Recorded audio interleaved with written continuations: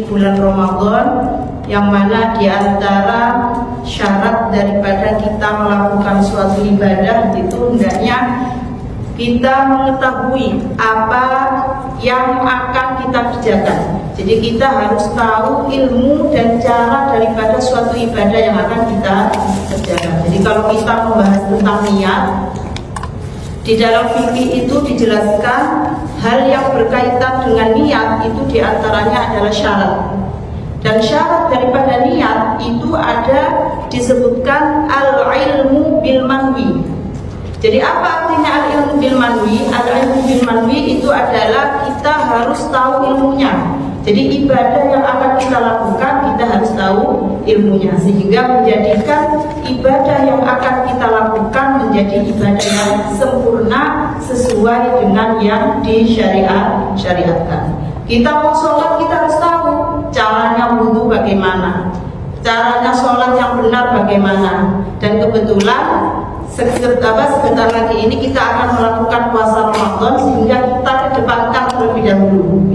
Kemarin Bu Mila mengatakan bagaimana Ustazah kalau ini kita awali dengan ilmu puasa, karena sebentar lagi kita akan melakukannya. Nah, jadi syarat daripada kita melakukan suatu amalan harusnya kita itu tahu ilmu dan caranya, sehingga menjadikan ibadah yang kita lakukan ini menjadi ibadah yang besar. Maka dalam hadis juga disebutkan man yuridillahu bihi khairan yufaqihu fiddin. Jadi Rasulullah SAW bersabda, siapa orangnya yang dikehendaki kebaikan oleh Allah, maka Allah akan memberikan dia pemahaman di dalam ilmu agama. Sehingga ini adalah salah satu bukti ataupun Allah ini menginginkan kita semuanya menjadi orang-orang yang baik dengan adanya kita memulai untuk mempelajari daripada ilmu agama. Karena Allah sendiri yang mengatakan siapa yang diinginkan kebaikan oleh Allah, maka Allah akan memberikan dia pemahaman di dalam ilmu agama. Makanya sebelumnya perkenalan ya. Jadi nama saya Asmaul Fauzia, dan saya ini dulu sudah pernah masuk di Makhdamul Quran. Dulu namanya sebelumnya Makhdamul Quran adalah Makhdamul Quran. Jadi awal dulu itu masih di rumahnya Bu Mila. Jadi dari tahun 2015 akhir itu saya sudah ada di sana, sudah masuk. Biasanya itu setiap hari Senin dalam kajian Nahwu Shorof.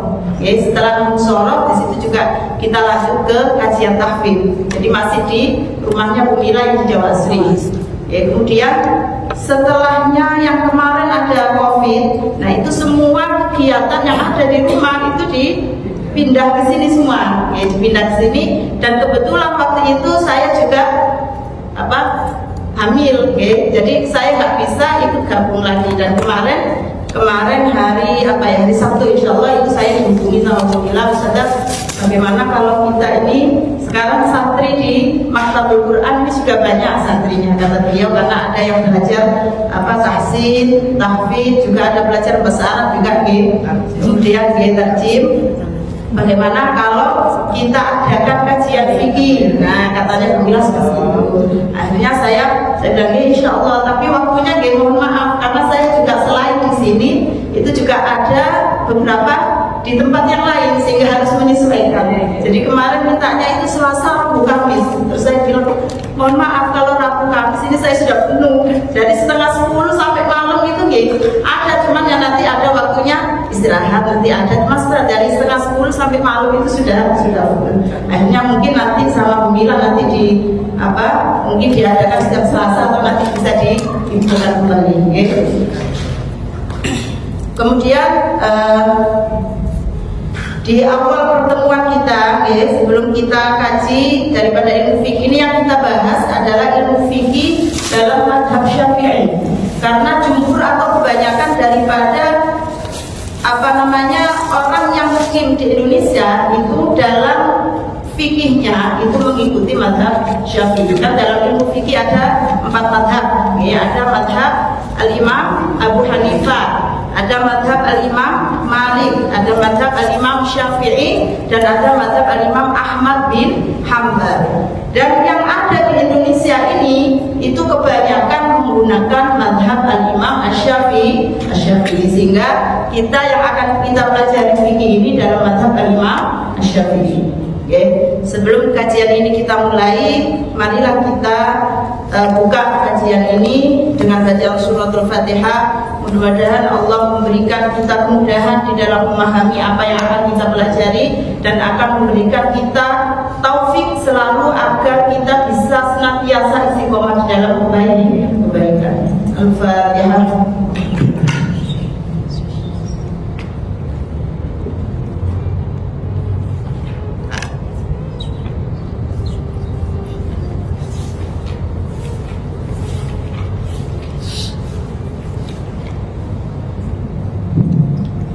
Bismillahirrahmanirrahim.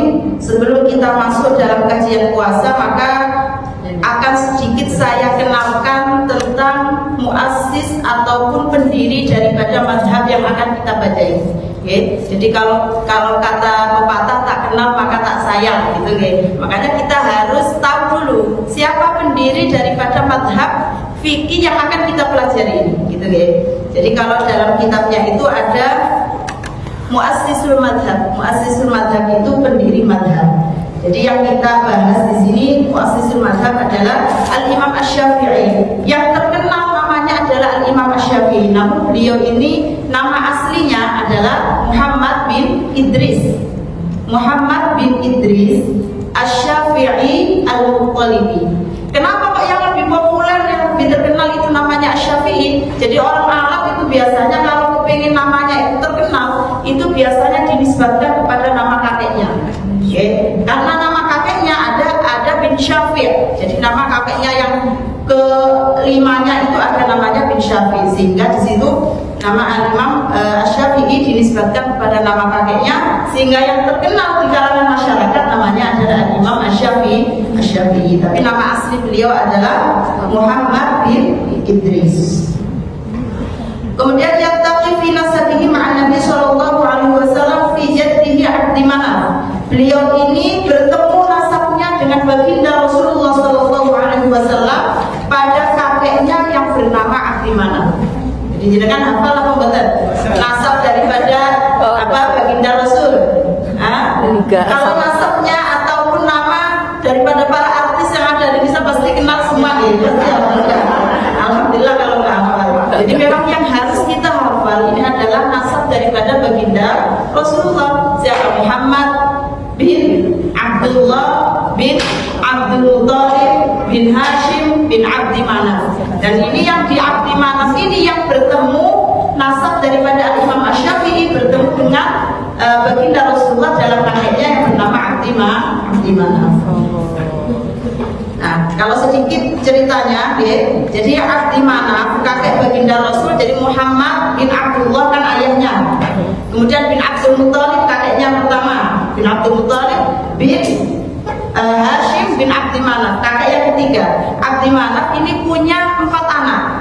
Jadi Abdi Manaf punya 4 anak, satu namanya Hashim. Satu namanya Hashim kakek baginda Rasul. Kemudian yang kedua namanya Al-Muttalib. Al-Muttalib ini yang kakeknya Al-Imam Asy-Syafi'i. Makanya Imam Syafi'i selain dinisbatkan kepada anak kakeknya yang Asy-Syafi'i juga dinisbatkan kepada Al-Muttalib.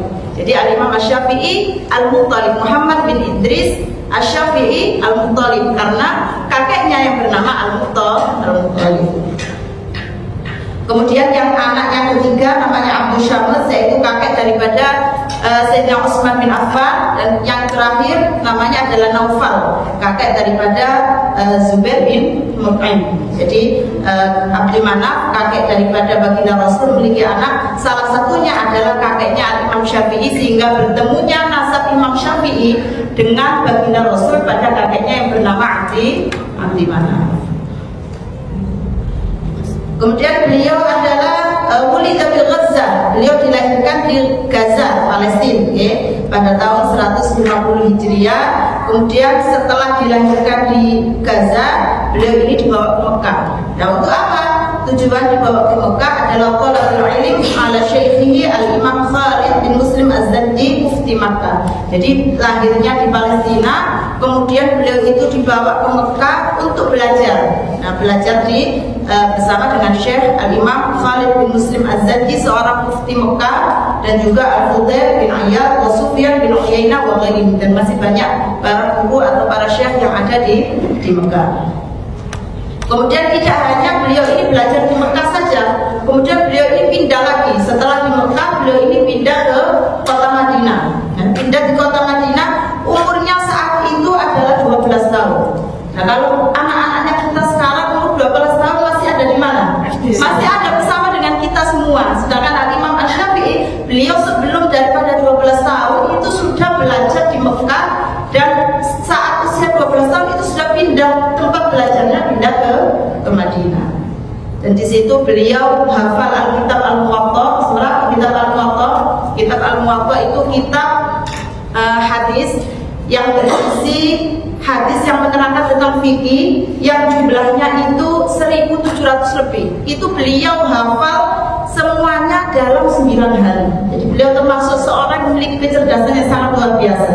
Jadi 9 hari hafal semua isi kitab Muwatta yang isinya lebih dari 1.700.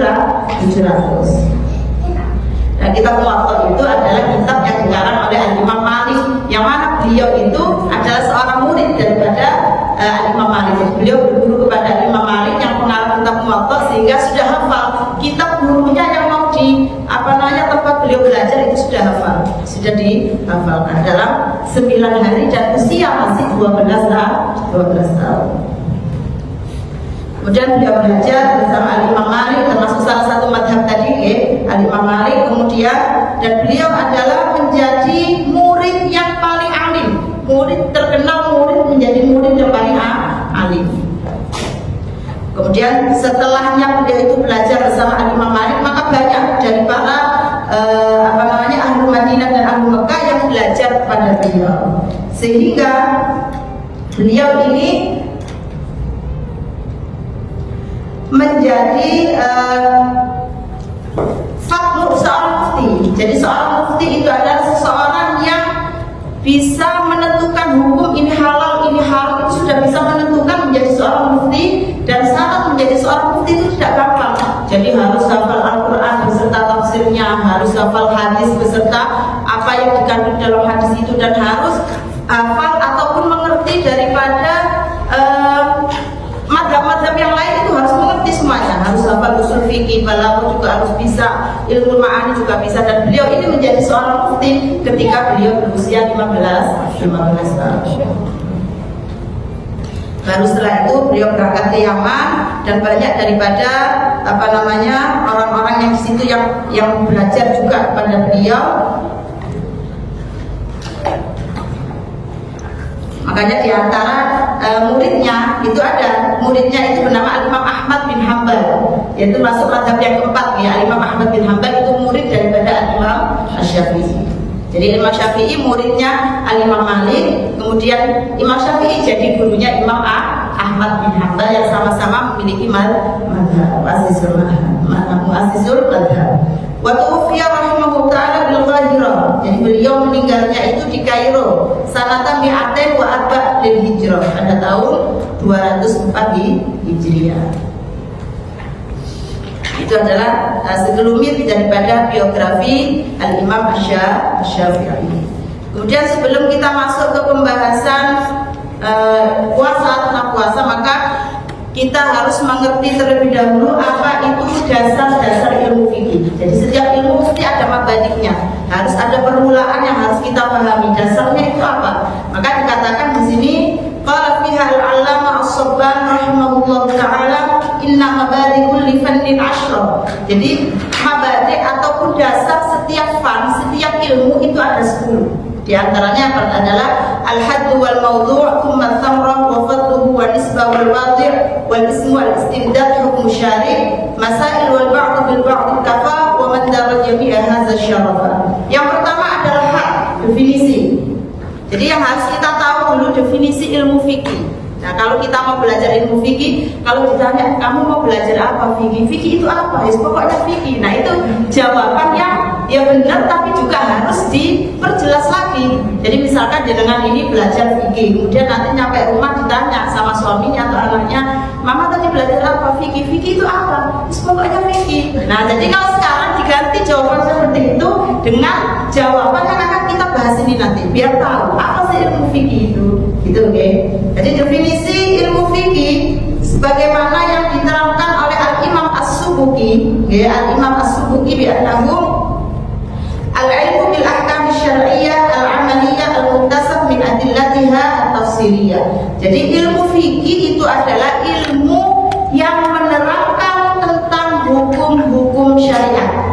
Ilmu yang menerangkan tentang hukum-hukum syariat yang berbangsa amaliyah atau keseharian kita, seperti sholat, puasa, wudhu, itu kan berbangsa keseharian kita, ya? Bukan menerangkan tentang ilmu iktikad ataupun ilmu keyakinan, bukan ilmu tauhid, bukan. Tapi ini adalah ilmu yang menerangkan tentang hukum-hukum syariat yang berbangsa keseharian daripada amaliyah yang kita kerjakan. Sudah paham ya? Jadi nanti kalau ditanya fikih itu apa, ya itu jawabannya, yaitu ilmu yang menerangkan tentang hukum-hukum syariat yang berbangsa amaliyah yang kita kerjakan sehari-hari, dan juga harus ada dalilnya. Jadi dari yang kita lakukan sehari-hari itu ada dalilnya. Makanya di sini dikatakan yang mana dalil-dalilnya itu diterangkan secara terperinci baik dari Al-Quran maupun Al-Hadis. Okay. Jadi itu definisi daripada ilmu fikih. Yes, keseharian kita, amaliyah kita. Jadi ilmu yang menerangkan tentang hukum-hukum syariat yang berbangsa amaliyah ataupun amalan-amalan yang kita lakukan sehari-hari, seperti puasa, sholat, kemudian zakat. Nah, daripada baik amaliyah itu berbangsa ibadah atau muamalah, seperti kita jual beli. Nah, itu ada diterangkan di dalam fikih. Maksudnya bukan yang selain amaliyah itu apa, yaitu ataupun yang selain daripada itu apa, seperti ilmu tauhid. Nah, ini bukan ilmu keyakinan, tapi menerangkan tentang apa yang kita kerjakan setiap hari, tapi dengan dalil yang diterangkan secara terperinci sesuai di dalam Al-Quran dan hadis. Paham ya? Kemudian yang kedua, dasarnya yang kedua adalah maudhu atau pokok pembahasannya, topiknya apa. Jadi apa yang dibahas di dalam ilmu fikih? Yang dibahas adalah af'alul mukallafin ataupun pekerjaan orang-orang mukallaf. Orang-orang mukallaf itu orang balik, akil, orang yang balik dan juga berakal. Apa yang dilakukan oleh orang mukallaf setiap hari seperti sholat, puasa, kemudian wudhu. Nah, itu yang dibahas. Jual beli dalam hukum munakahah, ilmu nikah. Nah, itu juga ada topik masuk dalam topik ilmu fikih. Kemudian yang ketiga, dasarnya yang ketiga adalah samratuhu atau faidahnya. Jadi faidah daripada kita mempelajari ilmu fikih ini apa? Yaitu melaksanakan perintah Allah dan menjauhi larangan Allah. Dan itu yang dimaksud dengan hakikatut taqwa. Jadi apa sih takwa itu? Takwa adalah melaksanakan semua perintah Allah dan menjauhi segala larangannya. Termasuk salah satunya faidah dari kita mempelajari fikih ini adalah bentuk ketakwaan kita kepada Allah Subhanahu wa Ta'ala. Yang mana dengan ketakwaan itu seseorang akan mendapatkan kebahagiaan dunia dan akhirat. Jadi kalau kita dalam keseharian kita, amaliyah kita ini melakukan sesuai dengan apa yang diterapkan, sesuai dengan apa yang ditetapkan oleh syariat, maka itu adalah hakikat daripada ketakwaan, dan yang kita dapatkan mestinya adalah bahagia di dunia dan juga di akhirat. Kemudian keutamaannya yang keempat, keutamaan ilmu fikih. Nah, banyak sekali ayat-ayat Al-Quran dan juga hadis-hadis Nabi yang menerangkan tentang keutamaan ilmu fikih. Maka ulama mengatakan afdhalul ulum ba'da annahu afdhalul ulum ba'da ilmi tauhid. Jadi fikih ini adalah ilmu yang afdhal setelah ilmu tauhid. Setelah ilmu tauhid kita yakin tahu siapa Allah, siapa Tuhan kita, siapa Nabi kita. Kita harus percaya dengan malaikat. Setelah itu adalah yang harus kita pelajari adalah ilmu fikih. Dan banyak sekali di antara ayat yang menerangkan tentang keutamaan fikih, sebagaimana disebutkan hal yastawil ladzina la ya'lamuna wal hal yastawil ladzina ya'lamuna wal ladzina la ya'lamun. Tidaklah sama orang-orang yang mengerti ilmunya sama orang-orang yang tidak tahu ilmunya. Makanya kan pernah ada cerita, jadi ada seseorang ini yang satu ahli ibadah dan yang satu ini dia paham ilmu agama, okay? Dan yang orangnya ahli ibadah ini kesehariannya semuanya digunakan untuk ibadah.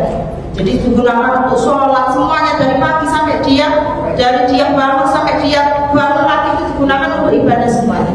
Akhirnya suatu saat si orang yang ahli ibadah ini dia ini uzlah, artinya uzlah itu menyendiri di suatu tempat yang mana dia gunakan tujuannya untuk ibadah. Terus nggak mau ketemu dengan orang lain karena nanti akan menjadikan dia itu gosip, ghibah atau yang lainnya, itu nggak mau.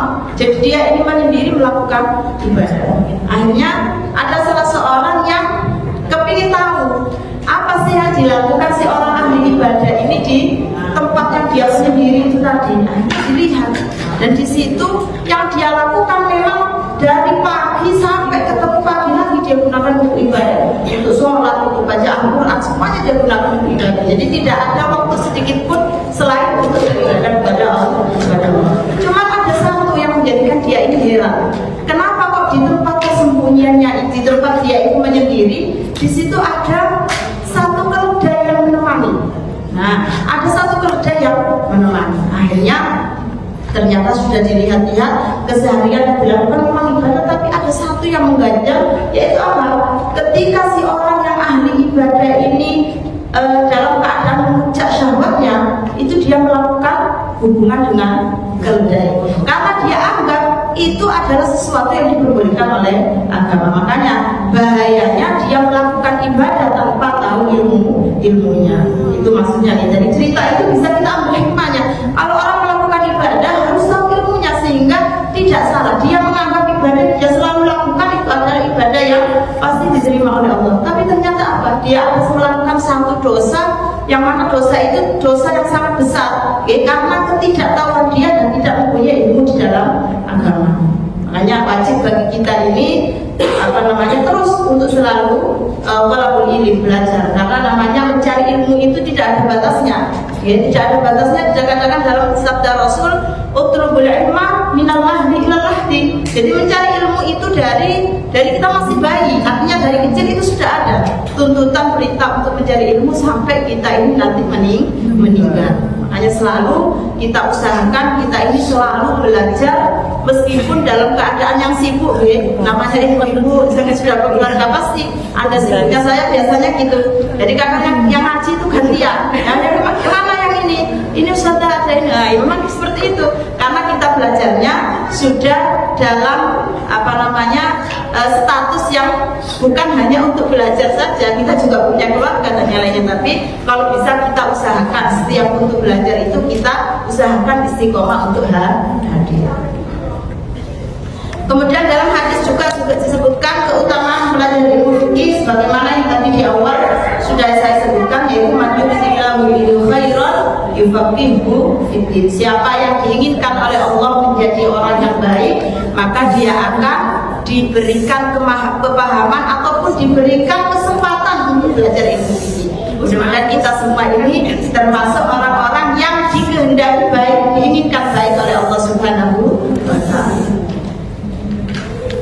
Kemudian yang kelima adalah nisbatuhu, kedudukan daripada ilmu fikih. Jadi nisbat atau kedudukan ilmu fikih ini dinamakan ilmu syar'i. Dia dinamakan ilmu syar'i. Kemudian siapa yang pertama kali, yang keenam, siapa yang pertama kali meletakkan ilmu fikih? Siapa yang pertama kali menciptakan ilmu fikih? Kalau dulu pada zaman baginda Rasul, setiap ada permasalahan itu mereka datangnya langsung pada baginda Rasul, tanya ini ada permasalahan seperti ini, jawabannya bagaimana, solusinya bagaimana, itu langsung dijawab oleh baginda Rasul, diberikan solusi sesuai dengan Al-Quran dan hadis. Tapi setelah baginda Rasul meninggal, maka semakin banyak daripada permasalahan umat yang jawabannya itu tidak mesti ada di dalam Al-Quran dan hadis. Sehingga ini adalah peran daripada para sahabat yang kemudian mereka berijtihad dan beristimbat untuk mencari hukum, yang sampai sekarang dari para sahabat, kemudian para tabi'in, kemudian sampai kepada kita. Jadi yang pertama kali menciptakan ilmu fikih itu adalah Imam Zaid bin Ali bin Husain bin Ali bin Abi Thalib, yaitu cicit daripada Sayyidina Ali bin Abi Thalib. Sayyidina Ali bin Abi Thalib itu siapa? Menantu baginda Rasulullah. Jadi menantu yaitu Jadi Sayyidina Ali bin Abi Thalib ini suami daripada putri tercinta yaitu Fatimah Zahra yang memiliki putra bernama Husain. Kemudian Husain ini memiliki putra lagi namanya Ali. Jadi kalau orang Arab namanya yang putra itu aja, kalau nggak Husain, Ali, Ahmad, Muhammad, sehingga kadang sama dengan kakek-kakeknya, ya. Jadi ini Ali bin Abi Thalib punya putra namanya Husain, punya putra lagi namanya Ali, punya putra lagi namanya Zaid. Dan ini yang pencetus pertama kali daripada ilmu fikih. Kemudian yang ketujuh, nama daripada ilmu fikih itu namanya apa? Ini banyak. Kalau yang kita tahu mungkin namanya hanya ilmu fikih. Ternyata banyak namanya. Bisa dikatakan ilmu hukum syariat, atau ilmu halal haram, atau ilmu furu'uddin, atau ilmu al-fiqhul asghar. Itu nama-nama daripada ilmu fikih. Kemudian yang kedelapan, istimdaduhu. Istimdad itu dari mana pengambilan hukumnya? Jadi kan disebutkan bahwasanya ilmu fikih itu yang menerangkan tentang hukum syar'i yang disertakan dengan dalil-dalilnya. Dan dari mana dalilnya? Dalilnya itu adalah dari Al-Quran, hadis, dan ijma' dan qiyas. Yang mana empat ini adalah sebagai daripada pedoman ataupun dalil marji daripada hukum. Jadi kalau di Al-Quran sudah ada dilihat di Al-Quran, kalau kita mencari suatu hukum, kita lihat di Al-Quran. Di Al-Quran kok ada yang kan di Al-Quran tidak semuanya itu dijelaskan secara terperinci. Coba contohnya misalkan perintah untuk sholat, apa diterangkan di situ caranya sholat, rukun-rukunnya, sunnah-sunnahnya tidak diterangkan. Kemudian dicari di dalam hadis, yang nanti itu kemudian berkaitan dengan apa yang diakwal daripada ucapan baginda Rasul, atau af'aliyah atau takririyah baginda Rasul. Kemudian kalau tidak ada di dalam hadis, maka di sini adalah peran ulama, yaitu mereka bersepakat ijtihad sehingga menghasilkan suatu hukum yang dinamakan ijma'. Kesepakatan para ulama di dalam mengambil hukum.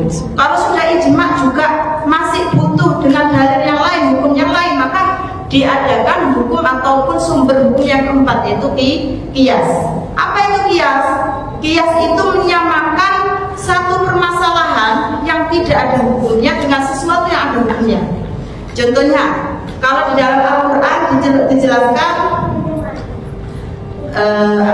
yang tentang khamr, innamal khamru wal maisiru wal ansab wal azlam rijzum min amali syaitan fajtanibuhu. Dan itu yang dijelaskan di situ sesungguhnya khamr, berjudi itu termasuk perbuatan daripada syaitan, maka jauhilah.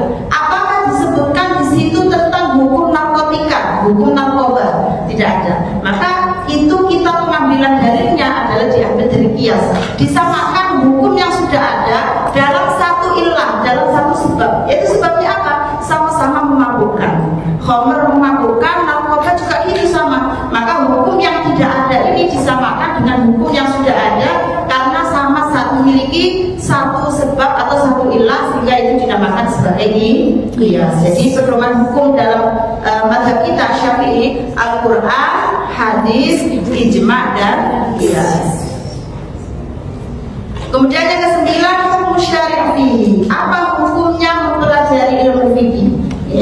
Jadi hukumnya mempelajari ilmu fikih ini ada 3. Hukum mempelajari ilmu fikih ada 3. Yang pertama adalah al-wujubul aini atau al-fardul aini, wajib ain, fardu ain. Nah, apa fardu ain atau wajib ain itu?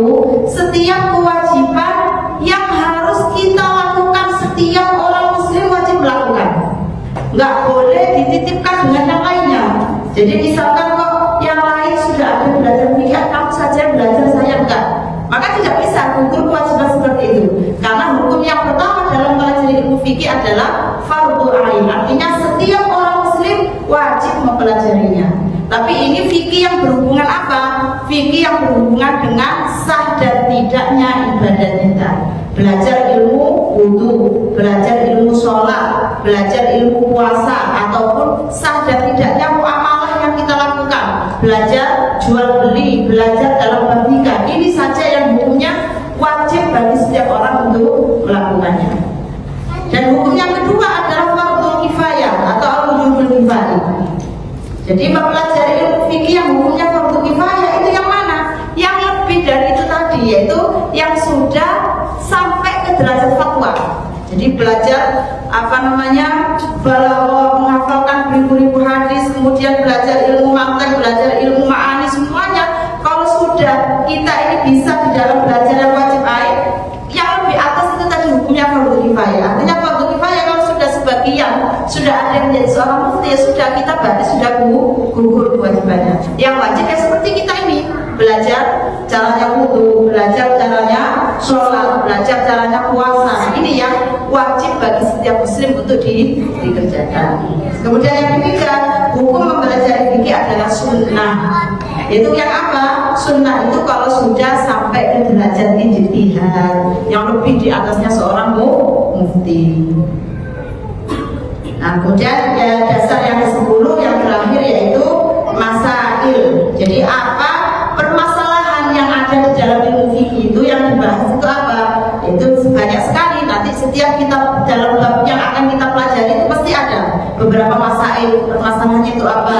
Jadi diantaranya suci atau taharah itu adalah sebagai syaratnya sholat. Nah itu juga nanti yang kita bahas. Kemudian membasuh wajah, membasuh tangan itu termasuk rukunnya wudu. Nah itu adalah masail, beberapa permasalahan yang kita bahas di dalam ilmu fikih. Sampai sini ada pertanyaan? Kehilangan yang 5-7 Ustaz. 5-7. Tapi saya rekam sih Ustaz. Kenapa? Saya ngerekam, cuman enggak dong tadi Ustaz. Yang 5-6-7. Yang kelima itu nisbat. Nisbat itu kedudukan ilmu fikih. Jadi kedudukan ilmu fikih adalah sebagai ilmu syariat. Jadi bukan ilmu umum yang lain, bukan, tapi ilmu syariat. Kemudian yang keenam peletaknya.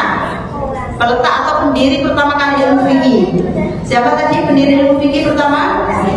Al-Imam Zaid bin Ali bin Husain bin Ali bin Abi Thalib. Kemudian namanya yang ketujuh adalah namanya ilmu fikih. Banyak, ada ilmu fikih asghar, ada namanya ilmu halal haram, ada namanya ilmu ahkam syariat, ada namanya ilmu furu'uddin. Ampun? 7 Ustaz. Yang ketujuh namanya nama ilmu fikih. Ada ilmu ahkam syariat, ada ilmu furu'uddin, ada ilmu halal haram, ilmu fiqhul asghar, juga bisa nama lain daripada ilmu fikih.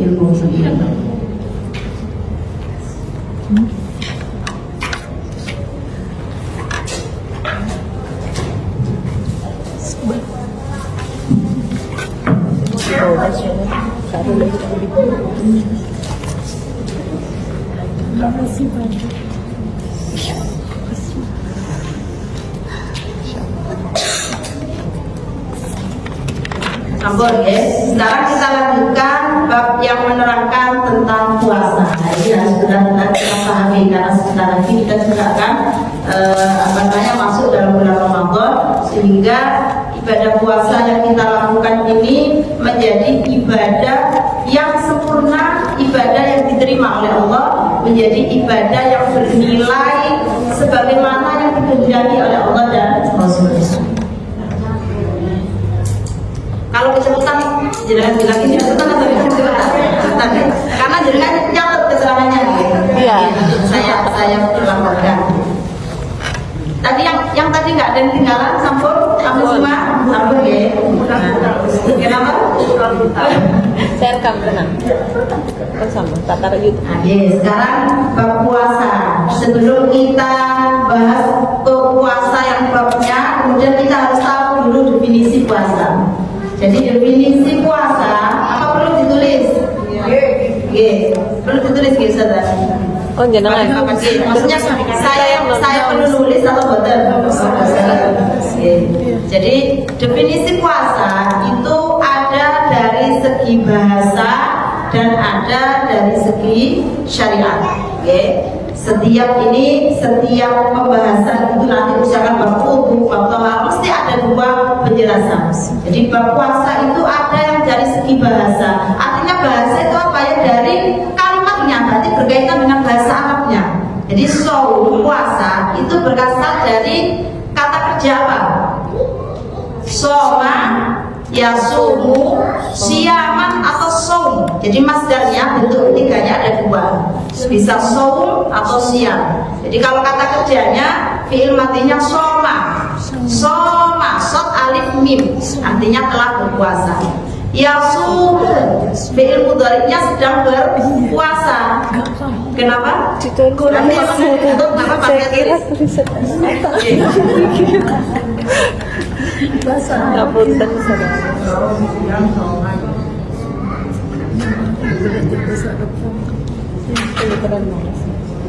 Jadi puasa itu dari kata kerja soma, yasumu,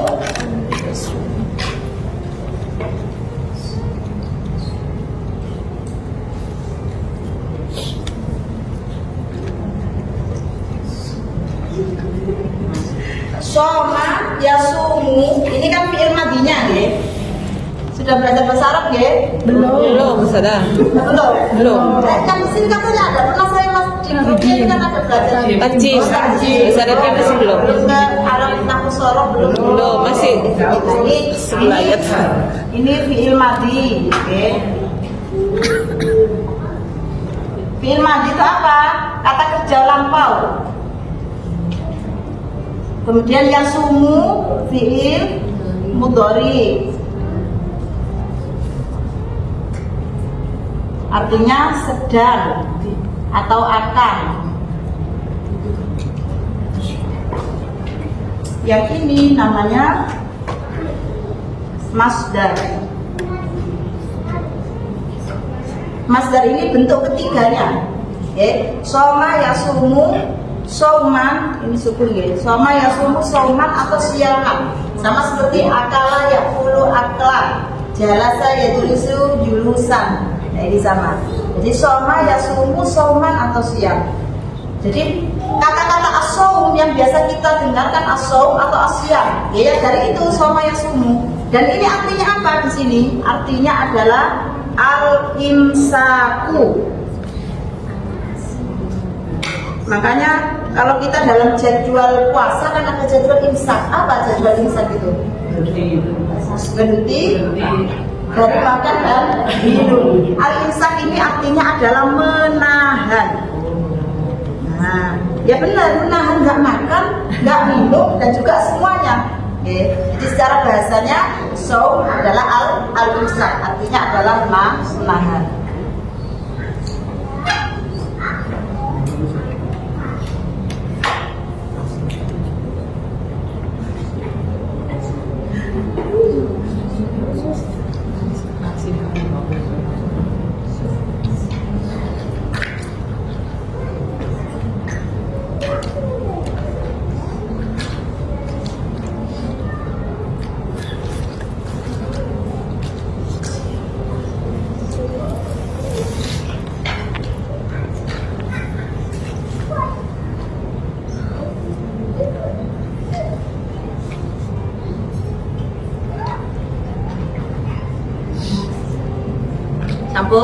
Sampun ya. Jadi saum itu adalah bentuk ketiga atau masdar daripada soma yasumu. Bentuk ketiganya bisa saum atau siam. Makanya kita biasanya ada yang saum, ada yang siam. Nah, itu adalah bentuk ketiga dari kata kerja soma yasumu. Dan itu artinya secara bahasa artinya menahan. Jadi menahan dari apa saja, seperti saya sekarang. Apakah kalau ditanya apakah jangan apa saum? Iya mau saum, tapi secara bahasa. Saya menahan tidak minum, saya menahan tidak makan. Tapi ini adalah arti secara bahasa. Seperti jenengan tidak minum, tidak makan saat ini. Bisa dikatakan saum secara bahasa. Tapi apakah bisa dikatakan saum secara syariat? Nah, itu nanti kita bahas lagi karena penjelasannya ini masih dari segi bahasa. Dan di dalam Al-Quran itu sudah dijelaskan. Jadi Allah menggunakan lafaz saum itu di dalam Al-Quran, di dalam surat Maryam. Coba dengan buka di surat Maryam itu di ayat 26. Ya, surat Maryam di ayat 26 itu ada lafaz saum. Tapi saum di situ bukan saum yang secara syariat, yang seperti kita melakukan puasa dari pagi sampai maghrib, bukan. Tapi saum yang di situ adalah arti puasa secara bahasa, yaitu apa? Puasa secara bahasa menahan. Makanya di situ ya firman Allah apa yang menerangkan tentang Sayyidah Maryam, fa imma tarayinna minal basyari ahadan faquli lirrahmani sawman faquli inni nadartu lirrahmani sawman falan ukallimal yawma insiya faquli inni nadartu lirrahmani sawman. Nah, kata-kata saum di situ bukan puasa secara syariat, tapi apa? Itu puasa secara bahasa. Jadi ceritanya ya, ketika engkau melihat atau ketika ada seseorang yang melihat, maka katakan, kata Sayyidah Maryam, katakan bahwasanya aku ini telah bernadar untuk berpuasa untuk Allah Subhanahu wa Ta'ala, tidak akan berbicara dengan seorang pun, tidak akan berbicara dengan siapapun pada hari ini. Nah, jadi ketika beliau ini melahirkan, ya, yaitu Nabiullah Isa, itu semua orang mesti bertanya. Jadi bertanya apa yang terjadi. Sedangkan beliau adalah seseorang yang belum menikah, masih perawan. Jadi semuanya adalah takdir daripada Allah Subhanahu wa Ta'ala. Maka beliau ini ketika Allah mengatakan ketika ada orang yang menanyakan tentang keadaanmu, maka katakan inni nadartu lirrahmani sawman. Sesungguhnya aku ini sudah bernadar, aku tidak akan berbicara dengan siapapun. Makanya puasa di situ, saum di situ bukan secara syariat, tapi maksudnya di situ nggak mau ngomong dengan siapapun. Kemudian dilanjutkan ayatnya, fa'atat bihi qaumaha tahmilu. Kemudian datanglah Sayyidah Maryam ini dengan membawa putranya menemui kaumnya, kan itu ya.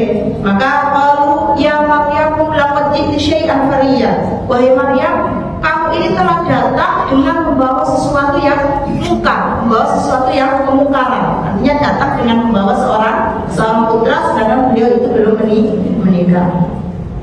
Kemudian ya taharun makana abuki imra'ah sawin wa makana abuki bagiyah. Wahai saudara perempuannya Harun, sesungguhnya ayahmu itu adalah bukan seseorang yang memiliki perangai yang jelek, bukan. Wa makana abuki bagiyah, ibumu juga bukan seorang pezina. Jadi para kaumnya itu menanyakan kalau Sayyidah Maryam, jadi kamu datang dengan membawa suatu kemungkaran, sedangkan keturunanmu, bapakmu, ibumu itu bukan seseorang yang berperangai jelek, bukan daripada keturunan bezina. Akhirnya karena beliau itu sudah bernadar, artinya sudah berjanji tidak akan berbicara dengan siapapun, akhirnya beliau lakukan fa'asyarat ilaihi. Beliau menunjukkan tangannya kemana? Ke bayi yang digendongnya, yaitu Nabiullah Isa. Akhirnya mereka para kaumnya mengatakan, qalu kaifa nukallimu man kana fil mahdi sabiyya. Gimana kamu ini, masa kita mau penanya, atau masa kita ini mau berbicara dengan anak yang masih bayi.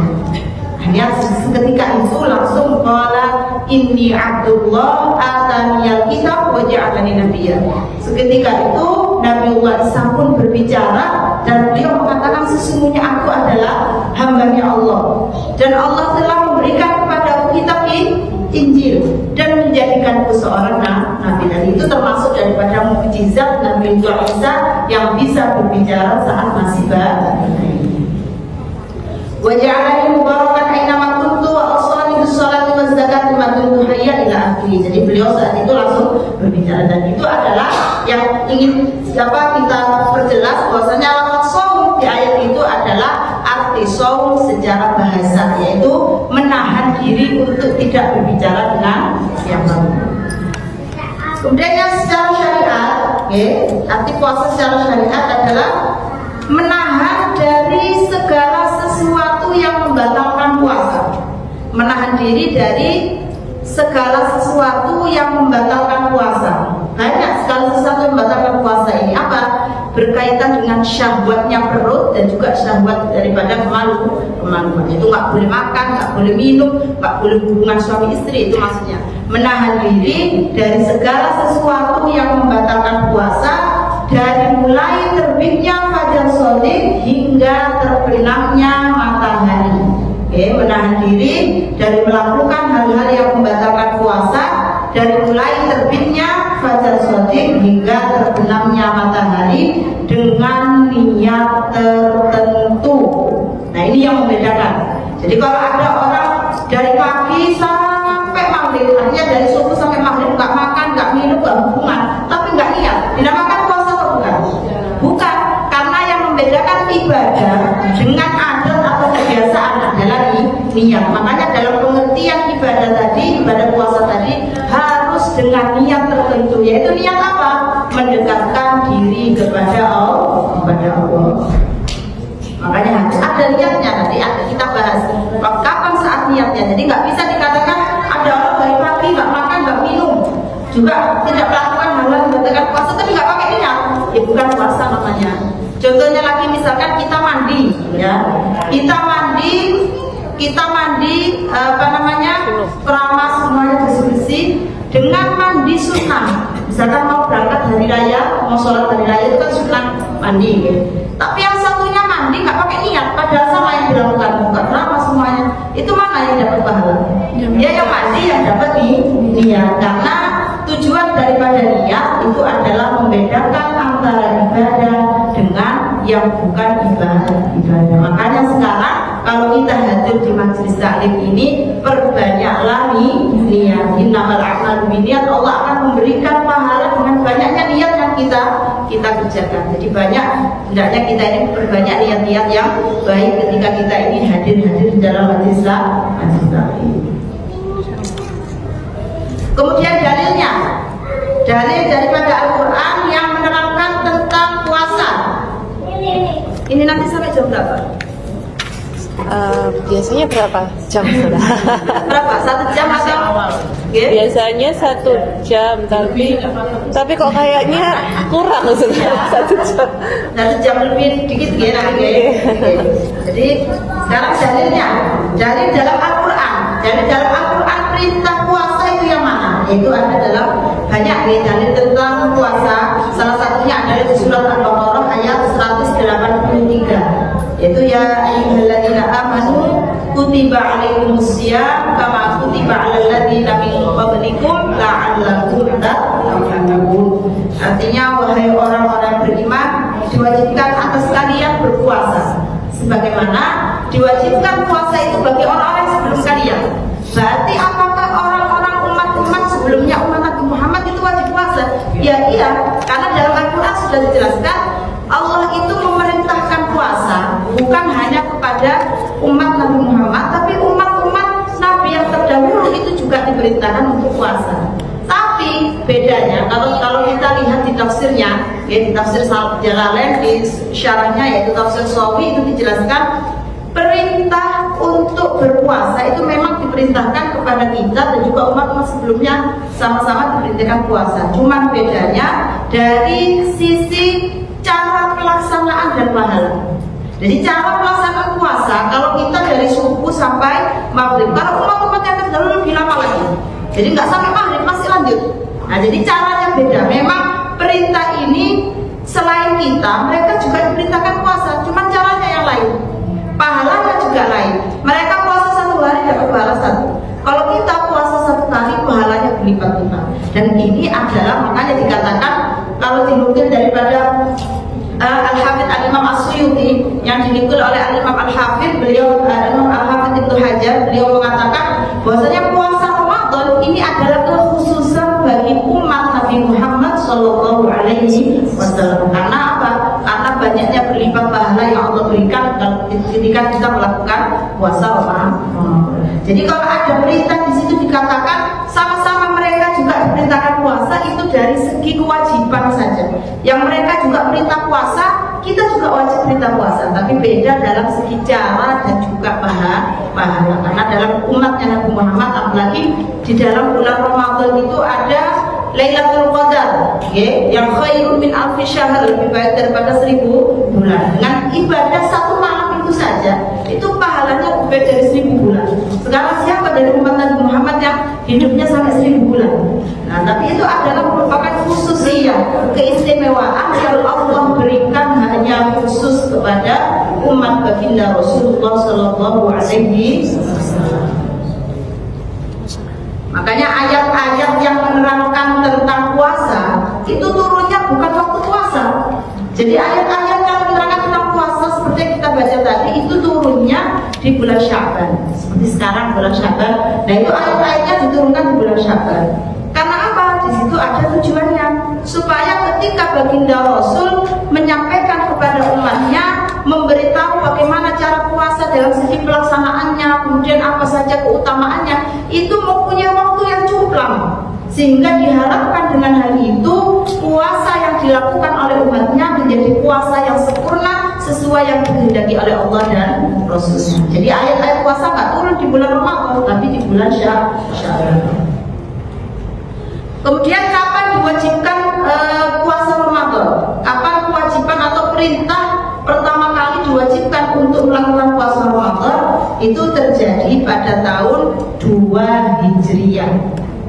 Jadi perintah puasa itu pertama adalah diperintahkan pada tahun 2 Hijriah bulan Sya'ban. Makanya ayat tentang puasa itu turunnya di bulan Sya'ban.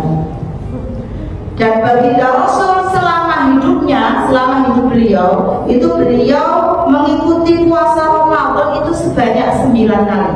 Selama hidupnya baginda Rasul, setelah ditetapkan turun ayat tentang puasa, itu beliau mengikuti puasa, menjalankan ibadah puasa Ramadan itu sebanyak 9 kali Ramadan. Yang mana dari 9 itu semuanya 29 hari. Jadi 8 yang 29 hari, hanya 1 yang sempurna 30 hari. Jadi dari 9 Ramadan yang 8 kali itu beliau melakukan puasanya hanya 29 hari. Makanya dalam penentuan awal Syawal itu selain hisab juga ada ru'yatul hilal. Jadi melihat hilal. Makanya itu baginda Rasul dulu puasanya selama 8 kali itu puasa hanya 29 hari. Hanya 1 kali saja yang puasanya itu 30 hari sempurna.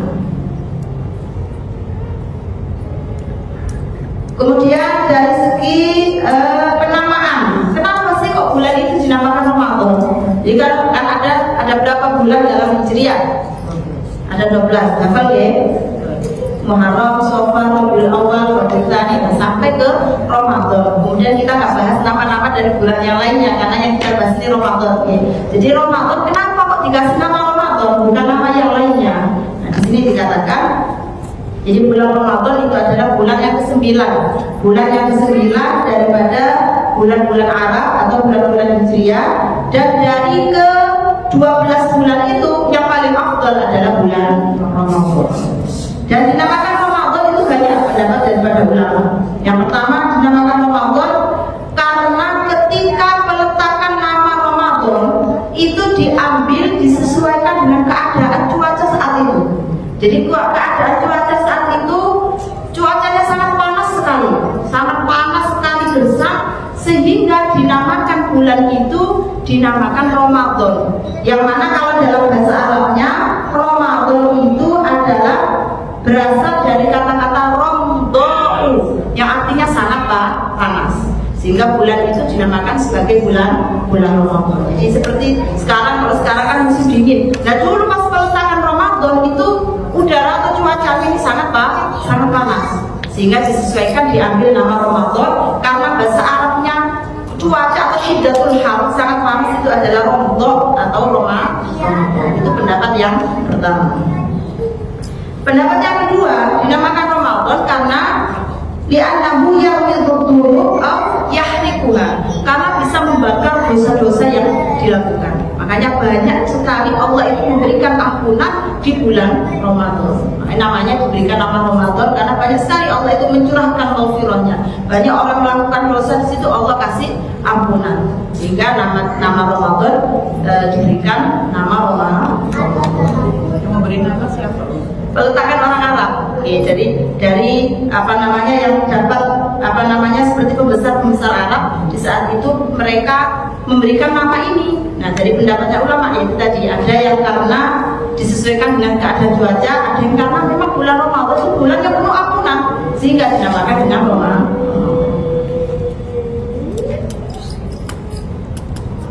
Keutamaan puasa. Nah nanti baru kita akan bahas hukum-hukum. Ini kita tambah sedikit ya tentang keutamaan puasa. Jadi banyak ayat-ayat dan hadis yang menerangkan tentang keutamaan puasa. Di antaranya firman Allah Subhanahu wa taala dalam surat Al-Haqqah ayat 24 yang berbunyi kulu washrabu hani'an bima aslaftum fil ayyamil khaliyah. Kulu washrabu hani'an bima aslaftum fil ayyamil khaliyah. Surat Al-Haqqah ayat 24. Yang artinya makanlah kalian dan minumlah. Nah itu kan kalimat fi'il amr ya. Kalau kita tahu makanlah, minumlah itu kata perintah. Tapi perintahnya di situ adalah amr lil imtinan. Perintah yang mengandung banyaknya kenikmatan dan keanugerahan yang Allah berikan.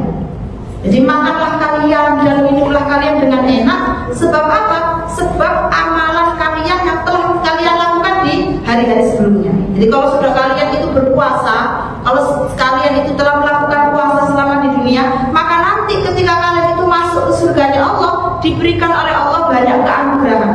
Itu makan dan minum terserah, makanlah sesuai dengan apa yang kamu inginkan. Maksudnya itu karena keadaan daripada orang-orang yang nantinya masuk surga diantaranya adalah di ayat lain disebutkan fa'amman utiya kitabahu biyamini fayaqulu ha umqra'u kitabiyah inni dhanantu anni mulaqin hisabiyah fa huwa fi 'ishatir radiyah. Dan ini yang nantinya pahala yang Allah berikan kepada orang-orang yang melakukan puasa ketika di dunia menahan daripada makan dan minum, maka nanti Allah akan memberikan pahalanya dengan diberikan kenikmatan-kenikmatan di surga, berada dalam aisyatir radiyah, kehidupan yang penuh dengan ridho dan kenikmatan daripada Allah Subhanahu wa ta'ala. Fi jannatin 'aliyah, akan dimasukkan ke surga yang tinggi.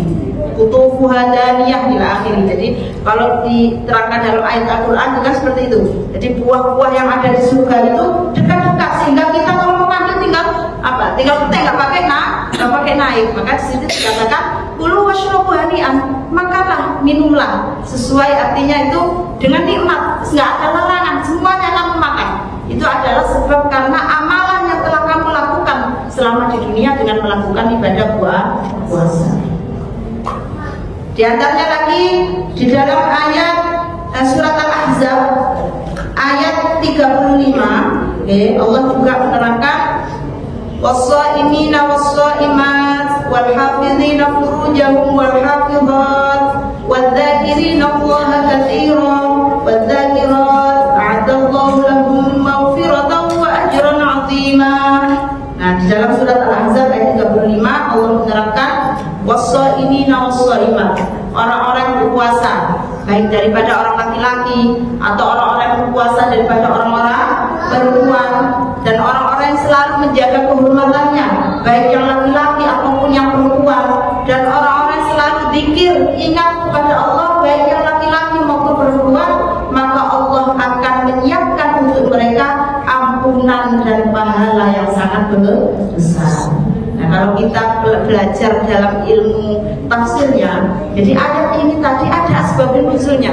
Jadi setiap ayat itu kan ada yang ayat ini diturunkan untuk apa? Ada sebab turunnya. Jadi kalau kita lihat ya asbabun nuzulnya ayat ini sebagaimana diterangkan dalam kitab As-Shawi, syarah daripada tafsir Jalalain, di situ diterangkan bahwasanya para istri baginda Rasul itu kan beliau memiliki berapa istri. Jadi para istri baginda Rasul itu sedang duduk-duduk dan mereka ini saling berbincang-bincang. Katanya mereka mengatakan, kenapa sih di Al-Quran itu kok yang disebutkan hanya laki-laki? Kok yang berbuat kebaikan laki-laki, yang mendapat pahala laki-laki? Jadi kan kita berpikir seperti itu apa betul? Jadi pas baca Al-Quran kan ada terjemahannya tarjim gitu kan. Kenapa kok yang disebutkan itu laki-laki toh? Yang dapat pahala laki-laki, yang boleh perintah jihad laki-laki, yang dapat pahala bisa juga laki-laki. Kenapa kok nggak pernah disebut perempuan? Itu kata yang diperbincangkan di antara para istri baginda Rasul. Akhirnya salah satu daripada mereka yaitu Sayyidah Ummu Salamah, istri baginda Rasul yang bernama Sayyidah Ummu Salamah, ini adalah termasuk istri yang kalau dikatakan itu cerewet, tapi cerewet dalam kebaikan. Jadi kalau setiap ada yang bermasalah kok protes gitu, nah mesti beliau yang bertanya. Akhirnya beliau bertanya kepada baginda Rasul. Jadi wahai Rasul, kita ini kenapa kenapa kok nggak pernah disebutkan di dalam Al-Quran? Apakah kita ini nggak ada kebaikan yang kita lakukan? Apa kita ini nggak pernah melakukan kebaikan? Masa kita ini nantinya nggak bisa akan berkumpul ataupun dimasukkan ke dalam surganya Allah yang bisa kita melakukan kebaikan? Apa kita ini nggak ada seperti itu? Kok hanya laki-laki saja yang disebutkan bisa melakukan kebaikan? Makanya di sini diturunkan ayat Allah ini dalam bentuk disertakan, setelahnya bentuk mudzakkar. Mudzakkar itu kan laki-laki, seperti tadi disebutkan was-shaimin, disambung dengan bentuk perempuannya, muannasnya was-shaiman. Oke. Jadi selain was-shaimin yang laki-laki puasa juga bentuk perempuan disebutkan wal hafizina furujahum wal hafizun. Orang laki-laki yang menjaga kehormatan, perempuan juga disebutkan. Wadzakirin, bentuk jamaah laki-laki, orang-orang yang dzikir kepada Allah yang laki-laki. Wadzakirat, orang-orang yang dzikir dari kalangan perempuan. Mereka sama-sama memiliki pahala yang besar. Allah sudah menyiapkan kepada mereka ampunan dan pasti akan diberikan pahala yang sangat besar. Sehingga jangan kalian itu, Rasulullah mengatakan, jangan bingung lagi, jangan cemas lagi. Jadi ini adalah ayat yang menunjukkan bahwasanya laki-laki dan perempuan sama-sama bisa melakukan kebaikan, sama-sama bisa mendapatkan pahala yang sangat banyak. Dikit lagi ya, masih lanjut atau sabun? Dikit lagi, tinggal dikit tentang keutamaan puasa nih. Nah ini kalau yang ini di dalam hadis qudsi diterangkan. Hadis qudsi itu apa? Hadis qudsi itu adalah hadis baginda Rasul yang Allah sendiri yang berfirman. Kalau hadis yang kita ucapkan oleh Rasulullah SAW itu baginda Rasul. Tapi kalau hadis qudsi nanti ada tambahannya. Allah Subhanahu Wa Taala yang jadi setelahnya baginda Rasul itu Allah sendiri yang mengatakan. Itu namanya adalah hadis qudsi. Nah apa dalam hadis qudsi disebutkan kullu hasanatin bi asyri amsalha ila sab'i mi'ati dhi'fin illa shiyam fa innahu li fa huwa li wa ana ajzihi. Setiap kebaikan yang dilakukan akan mendapat pahala 10. Jadi kalau kita melakukan satu kebaikan itu dilipat gandakan pahalanya 10 hingga 700 pahala itu dilipat gandanya. Seperti sekarang kita sedang thalabul ilm, cari ilmu, okay? Itu kan satu kebaikan. Tapi di situ nanti sama Allah dilipat gandakan hingga 10 kebaikan dan sampai 700 daripada pahala yang Allah berikan. Satu kali sedekah, bukan satu kali, bukan pahala yang didapatkan satu, bukan, tapi akan berlipat ganda hingga mendapatkan 700 daripada pahala satu kali melakukan sedekah.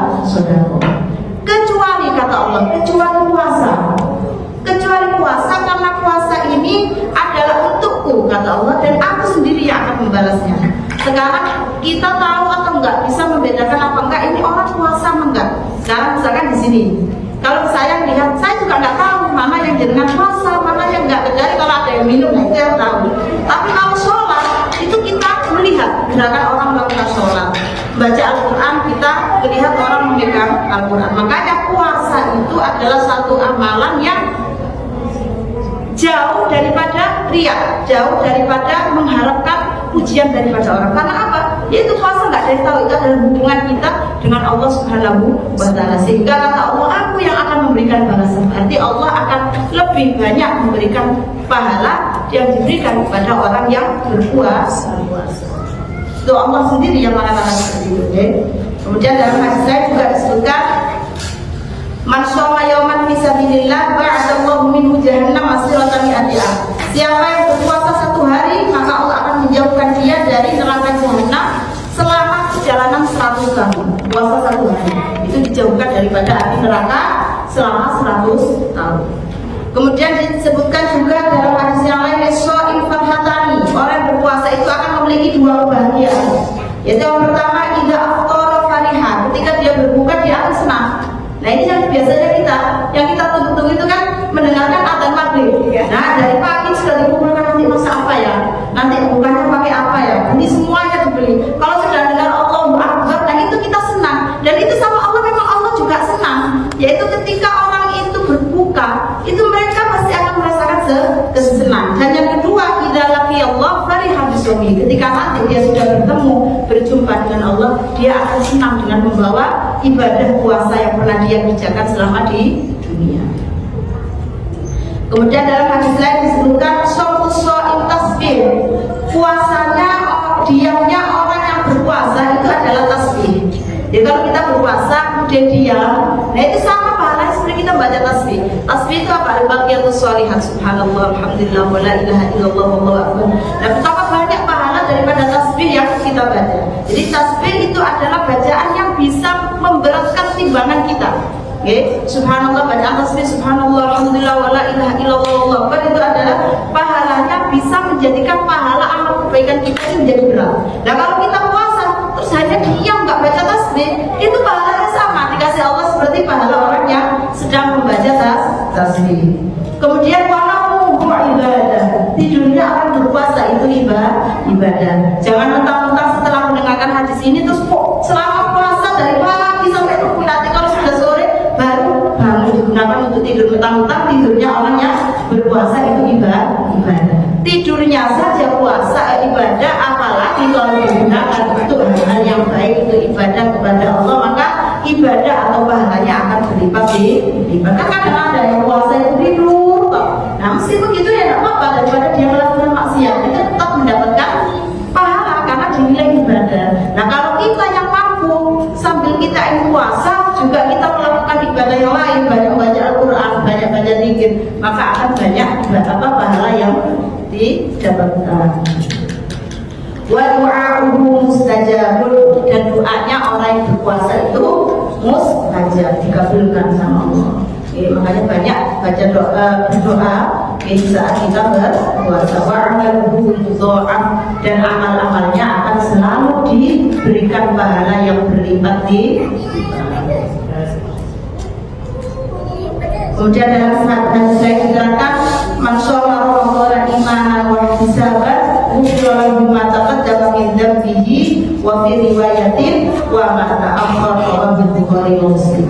Siapa yang berpuasa Ramadan dengan membawa iman dan mengharapkan ridha daripada Allah Subhanahu wa taala, maka akan diampuni dosanya yang terdahulu. Dalam riwayat yang lain disebutkan wa ma ta'akhkhara, dosa yang setahun berikutnya juga akan diampuni oleh Allah Subhanahu wa taala, dengan catatan puasa Ramadan itu dengan imanan wa ihtisaban. Apa itu imanan wa ihtisaban? Itu dengan benar-benar iman, menjalankan perintah dari Allah, dan juga mengharapkan dengan ibadah puasa yang kita lakukan ini mendapatkan ridho daripada Allah Subhanahu wa taala. Makanya ada satu faedah, ya. Ada satu faedah yang ini dinukil dari Imam Ibnu Hajar. Jadi dikatakan inna tamanni zawal Ramadan min kabair. Kalau ada orang yang ngarep-ngarep Ramadan ini cepat berakhir, itu dikatakan termasuk daripada kabair. Nah ini karena kita nggak sadar, kapan ya Ramadan ini selesai dan mudik itu ya, atau kapan Ramadan ini selesai biar nggak repot lagi yang membangunkan anak-anak sahur, nyiapkan buka, nyiapkan sahur, kan tugasnya kita yang selama 30 hari yang harus kita lakukan. Maka kadang kita ini nggak sadar kita mengucapkan seperti itu, berharap supaya Ramadan ini cepat berakhir. Tujuannya apa dengan mengharap itu? Supaya nggak lagi menyiapkan ibadah, menyiapkan buka, menyiapkan sahur, nggak lagi kita ini berpuasa, nggak capek-capek kita ini menahan haus, menahan lapar. Maka dikatakan ulama ini itu termasuk daripada kabair, termasuk daripada dosa besar, maka dihindari. Nanti pada waktu kita sambut, kita meriahkan dengan kita banyak melakukan ibadah. Jangan sampai terbesit, terlintas di hati kita kepingin Ramadan ini dan selesai dalam hari raya. Bukan kita boleh seperti itu, ya. Nah bahkan dikatakan kalau memang tujuannya nggak mau untuk ibadah, biar nggak puasa lagi, maka dikatakan rubbama yukhshahu al-kufru wal iyadu billah, bisa dikhawatirkan akan menyebabkan seseorang itu berada di dalam kekufuran. Maka janganlah kita ini mengharap-harap kapan Ramadan ini selesai, jangan. Maka laksanakan. Hanya Ramadan hanya ada 30 hari, laksanakan. Kalau itu lengkap 30 hari, kalau hanya 29, pergunakan, maksimalkan dengan ibadah yang sebaik-baiknya ibadah. Dengan ibadah yang sempurna, dengan ibadah yang selalu mengharapkan ridho daripada Allah Subhanahu wa taala, sehingga keluar daripada Ramadan kita menjadi orang-orang yang suci, yang diampuni dosanya oleh Allah Subhanahu wa taala. Wallahu a'lam bishawab. Ada menurut kita juga. Oke. Oke, untuk mungkin agak menyimpang ya. Oke. Itu tarawih di sana. Oke. Sebaiknya lebih bagaimana jika suami ingin tarawihnya itu di rumah aja berjamaah, tapi kita sebagai istri itu ingin di musola agar dapat banyak kebaikan gitu maksudnya. Tapi suami tetap di rumah. aja dengan anak-anak, wis ya udah nggak apa-apa walaupun kita izin. Sebenarnya utama anaknya yang mana yang Jadi gini,